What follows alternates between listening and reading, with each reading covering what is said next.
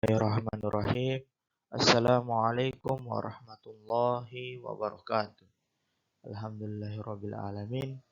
Marilah kita panjatkan puji syukur atas kehadiran Allah Subhanahu wa taala. Dengan berkat ridho dan karunia Allah, kita masih berikan sebuah kesempatan, sebuah kenikmatan sampai dengan saat ini. Yang sampai dengan saat ini tak pernah putus rahmat darinya. Salawat besertakan salam, tak lupa pula kita aturkan kepada junjungan kita, yakni Nabi besar Nabi Muhammad SAW. Orang putranya padang pasir, membawa kita dari zaman yang penuh akan kegelapan, menuju zaman yang penuh akan peradaban. Teman-teman sekalian, perkenalkan, nama saya Ilham Diange. Saya mahasiswa aktif dari Universitas Negeri Gorontalo. Saya Fakultas Ilmu Sosial dan saya jurusan Ilmu Hukum dan Kemasyarakatan. Dan saya kelas C. Pada kesempatan kali ini teman-teman, saya diembani tugas oleh dosen saya, yakni untuk bisa mengulas kembali materi yang telah diberikan kepada saya. Yakni saya mendapatkan bab 5 tentang komunisme, demokrasi menurut terminologi komunisme, dan perkembangan post-komunisme. Demi mempersingkat waktu, marilah kita langsung saja masuk ke ranah pembahasan kita kali ini, yaitu yang pertama tentang pengertian komunisme. Yang dimana komunisme adalah ideologi yang berkenaan dengan filosofi, politik, sosial, dan ekonomi. Yang tujuan utamanya terciptanya masyarakat komunis dengan aturan sosial ekonomi berdasarkan kepemilikan bersama, alat produksi, dan tidak adanya kelas sosial, uang, dan negara, dan perkembangan post-komunisme. Itulah pengertian singkat dari komunisme. Selanjutnya kita masuk di bagian B tentang demokrasi menurut terminologi komunisme, di mana prinsip komunisme adalah semua milik rakyat dan dikuasai oleh negara untuk kemakmuran rakyat secara merata. Komunisme sangat membatasi demokrasi pada rakyatnya, dan karenanya komunisme juga disebut sebagai anti-liberalisme, dikarenakan paham komunisme menolak sistem kapitalis, yang dimana kaum kapital memperoleh kekayaan dengan cara mengorbankan kaum proletari. Kondisi kaum proletar dipaksa bekerja berjam-jam dengan upah yang minimum, sementara yang menikmati hasil yang banyak adalah kaum kapitalis. Permasalahannya ialah sebagian orang yang memaksa paham komunis ini di Indonesia dan bahkan mereka tidak segan-segan melakukan tindakan kekerasan agar terwujudnya paham ini, seperti yang terjadi pada peristiwa Lubang Buaya, di mana memakan korban 6 jenderal dan 1 perwira. Akan tetapi, paham komunis ini akan terlaksana dengan baik di negara-negara sudah dari awal menganut paham tersebut. Contohnya Korea Utara, Tiongkok, Vietnam, dan Laos. Selanjutnya kita masuk kepada materi ajaran Karl Marx. Pada permulaan abad ke-19, keadaan kaum buruh di Eropa Barat menyedihkan. Kemajuan industri secara pesat telah menimbulkan keadaan sosial yang sangat merugikan kaum buruh, seperti misalnya upah yang rendah, jam kerja yang panjang, tenaga perempuan, dan anak yang disalahgunakan sebagai tenaga murah. Keadaan di dalam pabrik-pabrik yang membahayakan dan mengganggu kesehatan. Keadaan buruk ini mengunggah hati orang banyak, antara lain cendekiawan-cendekiawan seperti Robert Owen di Inggris 1771 sampai 1858, Saint-Simon 1760 sampai 1825, dan Fourier yaitu dari tahun 1772 sampai 1837. di Prancis untuk mencoba memperbaikinya. Pemikiran orang-orang ini terdorong oleh rasa perikemanusiaan tanpa disertai tindakan-tindakan maupun konsepsi yang menyatakan bahwa mengenai tujuan dan strategi dari perbaikan itu.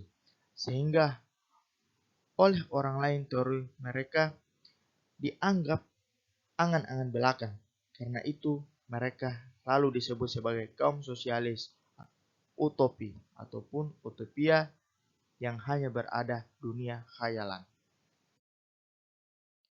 Karl Marx 1818 sampai 1883 dari Jerman juga banyak mengecam keadaan ekonomi dan sosial sekelilingnya, dan tetapi ia berpendapat bahwa masyarakat tidak dapat diperbaiki secara tambal sulam dan harus diubah secara radikal melalui pendobrakan sendi-sendinya. Untuk keperluan itu, ia menyusun suatu teori sosial yang menurutnya disadari hukum-hukum ilmiah dan harus itu pasti akan terlaksana. Untuk membedakan ajarannya dari gagasan-gagasan sosial utopia, ia menanamkan ajarannya sosialisme ilmiah. Sejak masa mahasiswa Marx melakukan kegiatan politik yang dianggap radikal, sesudah diusir dari Jerman, ia menetap di London ataupun Inggris, kerjasama dengan Friends English. Ia menerbitkan bermacam-macam karangan, di antaranya yang paling terkenal ialah Manifesto Komunis dan Das Kapital. Tulisan-tulisannya mencakup hampir semua segi kehidupan masyarakat, tetapi buku ini hanya akan membahas ajarannya mengenai materialisme diaktis, materialisme histori, serta pandangannya mengenai negara dan demokrasi. Perkembangan Marxisme Leninisme di Uni Soviet. Lenin memimpin revolusi 1917 dan menguasai Uni Soviet sampai saat meninggalnya. Pada tahun 1924, revolusi ini berhasil membentuk diktator proletariat seperti yang dibayangkan oleh Marx. Undang-Undang Dasar 1918 mencerminkan tahap pertama revolusi yang memusnahkan golongan-golongan yang dianggap penindas seperti tuan tanah, pejabat agama, penguasa, serta polisi kar. Stalin memimpin Uni Soviet dengan tangan besi dari 1924 sampai 1953 dan melebihi Lenin dalam menonjolkan sifat menindas dari rejimnya.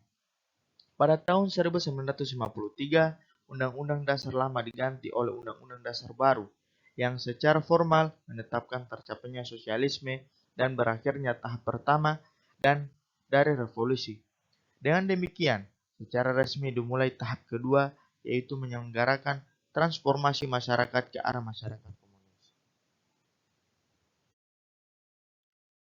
Periode setelah Brezhnev ditandai dengan suksesi beruntuh dari Uni Andropov 12 November 1980 sampai 9 Februari 1884 kepada Konstantin Chernenko 13 Februari 1984 sampai 10 Maret 1985 dan kemudian Mikhail Gorbachev 11 Maret 1985 sampai 25 Desember 1991. Perkembangan yang terjadi di dalam negeri ditandai dengan mulai rontoknya tatanan ekonomi dan politik yang dibangun di negeri ini.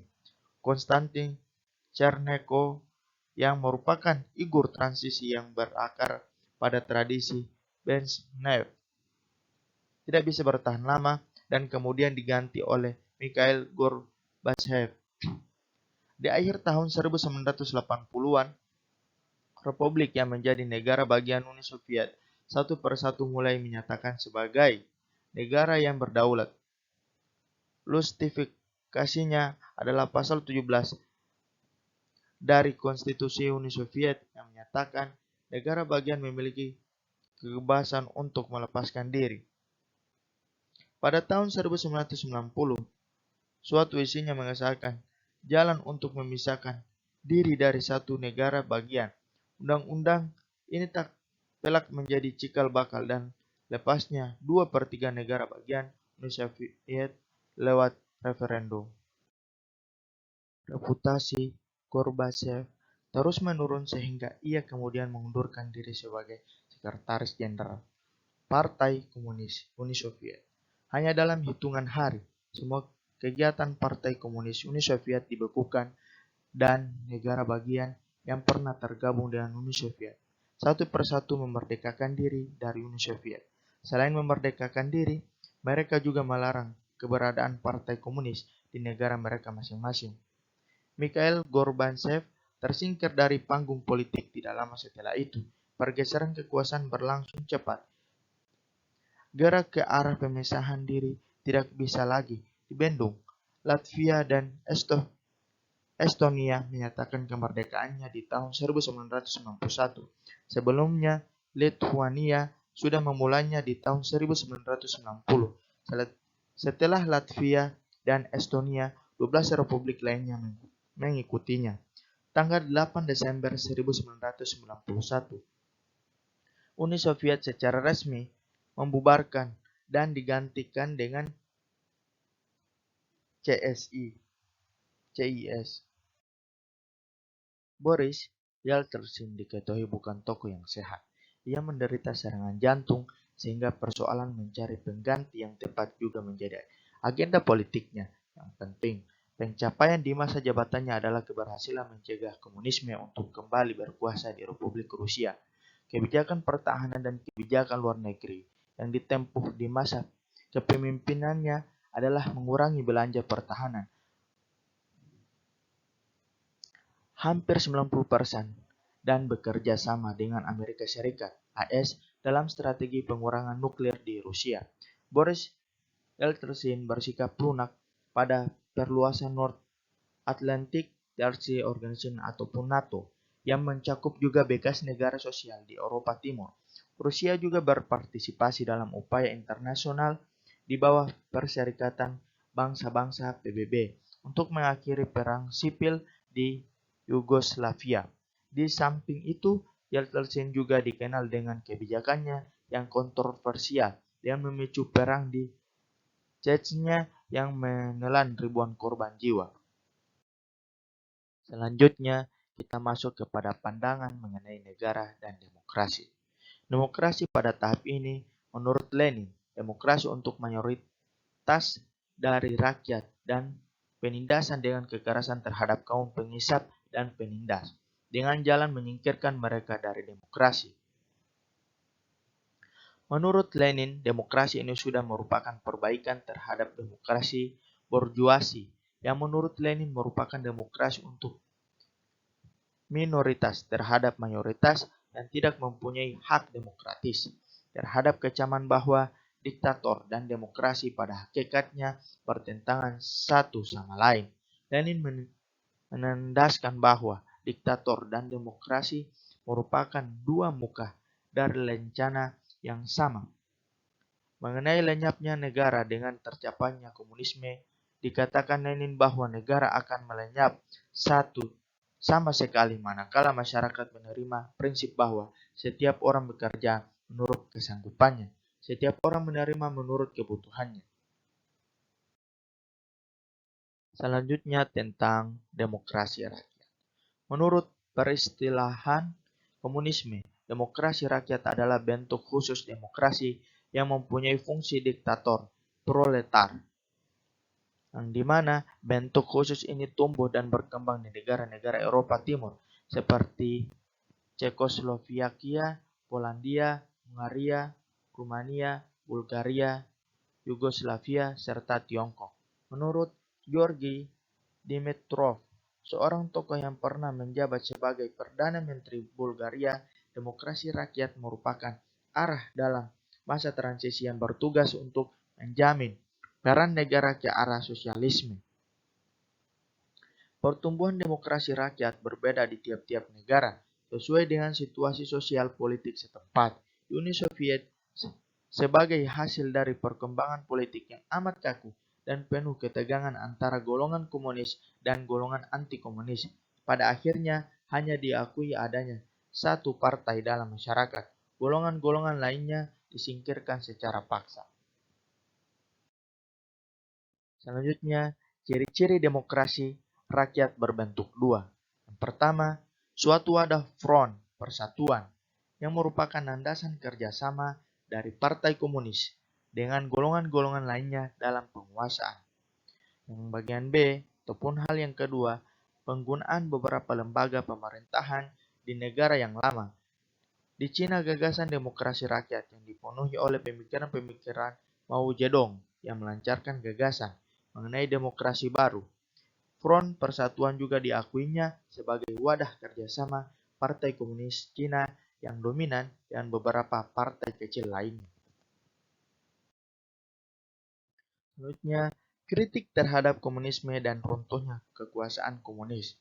Keruntuhan rejim komunis sejak 1989 di berbagai negara memunculkan beragam teori dan penjelasan. Kita bisa mencatat misalnya buku Paul Kendrick tentang Brown, Sugar, dan Rafal, yang pada bukunya mencoba merangkum beragam pendekatan dengan berbagai kelebihan dan kekurangannya yang berkembang untuk menjelaskan kejatuhan rejim komunisme di berbagai negara.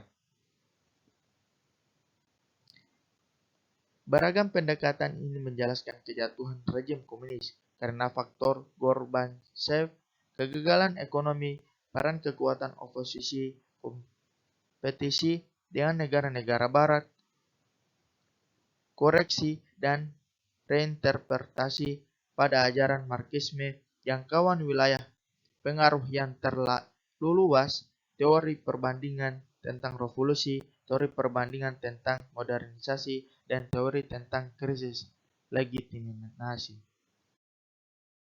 Nah, teman-teman, itulah paparan singkat materi yang bisa saya sampaikan.